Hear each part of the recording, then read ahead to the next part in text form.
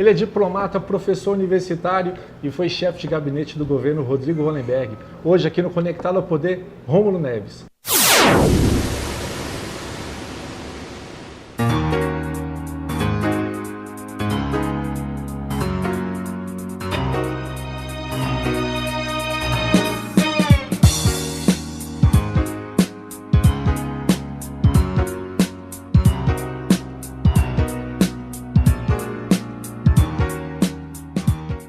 Romulo, obrigado por ter vindo aqui no Conectado ao Poder.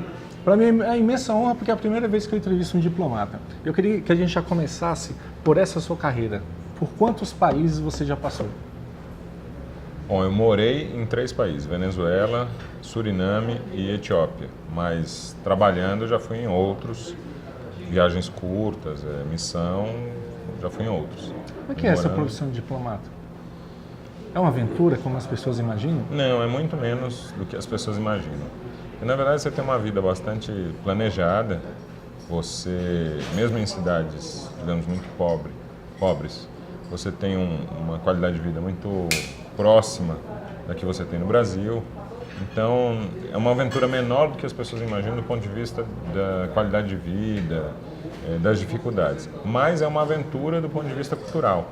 Você entra em contato com realidades muito diferentes da sua. Isso realmente é uma aventura. Mas nada que não seja adaptável, é muito menos do que as pessoas imaginam. Muita articulação, muito bastidor, como é que funcionam essas relações entre os países? Não, em algumas áreas, as negociações de cúpula, de presidente, acabam tendo mais peso do que em outras. Mas na grande maioria é um trabalho bastante lento porque é muito documentado. Entendi. Então é muito diferente de política local. Tudo, ou quase tudo, é muito documentado. Agora, Diplomacia secreta não existe. Da forma que você fala assim, o trabalho da diplomacia é um trabalho tranquilo, né? E você sai da diplomacia, vem para a política e aí você passa a não ter vida, porque esse é o dia a dia da política. Pois é, isso é verdade. E muitos dos meus colegas não entendem muito. Quando olham para mim e falam, rapaz, que opção Como é que você troca essa? isso por isso, né? Um ano à frente do governo que, se não... Acho que todas as estatísticas levam por esse caminho. Foi o governo que teve o primeiro ano com as maiores dificuldades financeiras. Como é que foi estar à frente ali, tão próximo do governador e de todo o comando do governo? É um desafio, mas é um desafio que a gente passou com um grupo muito, digamos, muito comprometido. Então, desde a época da transição, a gente já sabia que ia enfrentar uma situação muito caótica, porque durante a transição fomos recebendo os dados do governo, então a gente já tinha uma noção. Mas o grupo estava muito coeso e muito bem articulado, com base em uma ideia que é uma ideia negativa, mas que acaba gerando essa união, que é muito difícil mesmo. Se uma área não ajudar a outra, é praticamente impossível resolver. O governo não pode ficar ilhado, né? Exato. E, apesar de todas as dificuldades, talvez tenha acontecido uma coisa que em outros governos não aconteceu, que quase não houve ilha dentro do governo. Quer dizer, o governo se relacionava bem. Agora, para esses próximos 3 anos, se você pudesse escolher um tema como o principal, assim, o mais difícil para o governo, seria qual? A economia, a saúde? O que você apontaria? Eu te diria o seguinte, deixa eu ampliar a resposta.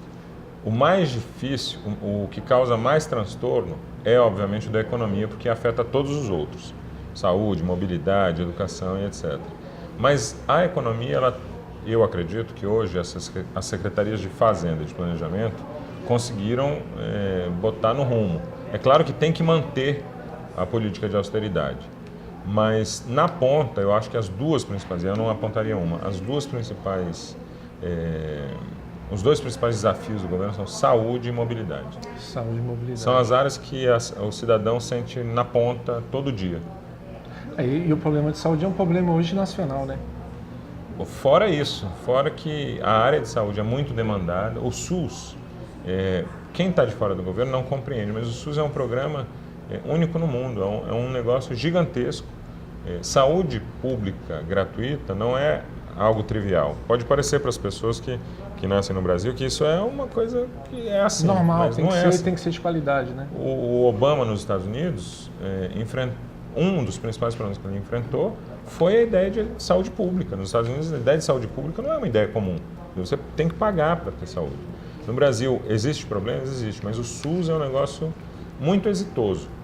Invariavelmente, você ouve pessoas que nunca haviam utilizado o serviço público de saúde, quando vão ao hospital, falam, poxa, é muito melhor do que eu imaginei. Isso quer dizer que está bom? Não. Especialmente em algumas áreas, não está bom. Eu não sou louco de dizer isso. Mas é muito menos ruim do que as pessoas que não usam imaginam que é. Agora, no Distrito Federal é um problema muito grave, porque a demanda é muito grande, a falta de investimento nos últimos anos foi muito grande. Ainda falta médico ou isso é uma... Falta médico para a população, mas não falta médico na folha de pagamento da Secretaria de Saúde. Seria então um problema de gestão, de controlar ali as horas trabalhadas. É um problema de gestão, mas não é um problema só do gestor. Entendi. Porque na saúde você tem um corpo muito coeso, que é o corpo de médicos e também o dos auxiliares, mas o dos médicos é muito coeso. Então, vamos pegar aqui as áreas administrativas da Secretaria de Saúde. Todas elas são ocupadas por médicos. Só para montar uma Secretaria de Saúde, você já tira médico da ponta. Fora as escalas, fora o problema de licença médica. Existe um corporativismo. Então, é um problema de gestão? Mas a população vem sempre aumentando, os profissionais não aumentam nessa mesma velocidade e aí, infelizmente, não tem como acompanhar. As horas trabalhadas não aumentam na mesma velocidade. Talvez as contratações até tenham aumentado na mesma velocidade. Mas dinheiro, se aumentasse essas horas, dinheiro nós teríamos? Provavelmente não, né? Provavelmente não. E aí entra no primeiro ponto que eu falei. A economia sempre vai afetar tudo. Ainda que nesse governo eu acho que a área econômica tem acertado, considerando os recursos e a conjuntura. Entendo. Saindo um pouquinho da área da saúde, da área da mobilidade, falar um pouquinho de política. Hoje, o governador Rodrigo Hollenberg tem dificuldade na Câmara Legislativa e nos partidos da base que ajudaram na sua eleição? Tem dificuldade, tem dificuldade. Bom, a esperança é que agora no início do ano, com uma mini reforma que ele havia prometido, ele comece a acertar um pouco da base. Mas ele segue com dificuldade, porque não é fácil. Primeiro de tudo, não é fácil realmente montar uma base quando você não conta com muitos deputados que foram eleitos na sua própria chapa, na sua própria candidatura. Em segundo lugar, o fato de o governo ter diminuído de tamanho também afeta essa negociação com os deputados. Em terceiro lugar, a própria limitação da lei de responsabilidade fiscal, que limita muito a atuação dele na nomeação, exoneração de quadros. Porque em determinada situação, o quadro não está funcionando, você demite e contrata outro. Claro. E o governo passou 8 meses sem poder fazer essa operação. Demitir e contratar outro não era algo que... Se ele demitisse, ele ficaria com menos um, né? Ficaria com menos um, exatamente. É muito complicado. Esses aumentos que nós tivemos aqui no funcionalismo público, ele acabou acarretando nessa questão da lei de responsabilidade fiscal e pelo que você acompanhou lá dentro, nós vamos sofrer com isso mais quanto tempo ainda? Claro, se a economia não melhorar. Considerando a tendência atual e nenhuma mudança da lei de responsabilidade fiscal, esse quadro de dificuldade financeira ele é algo que vai continuar nos próximos semestres, não só aqui no Distrito Federal, mas no Brasil todo. No Brasil inteiro. O funcionalismo público hoje é uma parte muito pesada do orçamento. E funcionalismo você não pode diminuir.